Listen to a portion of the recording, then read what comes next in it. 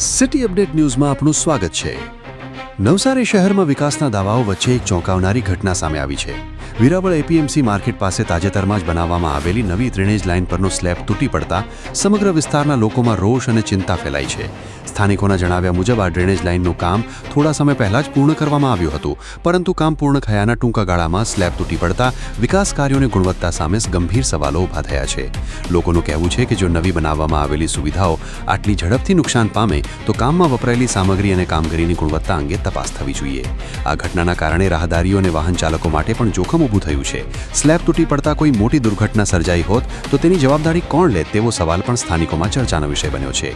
આ સમગ્ર મામલે અગાઉના કમિશનર દેવ ચૌધરીના કાર્યકાળ દરમિયાન કરવામાં આવેલા વિકાસ કામો ફરી એકવાર સવાલોના ઘેરામાં આવ્યા છે। કરોડો રૂપિયાના ખર્ચે કરવામાં આવતા વિકાસ કાર્યો ખરેખર ટકાઉ અને ગુણવત્તાયુક્ત છે કે નહીં તે અંગે લોકો જવાબ માંગી રહ્યા છે। હવે જોવાનું એ રહેશે કે સંબંધિત વિભાગ દ્વારા આ ઘટનાની તપાસ કરવામાં આવે છે કે નહીં, અને જો કામમાં કોઈ બેદરકારી કે ગેરરીતિ સામે આવે તો જવાબદાર અધિકારીઓ અને કોન્ટ્રાક્ટરો સામે શું કાર્યવાહી કરવામાં આવે છે।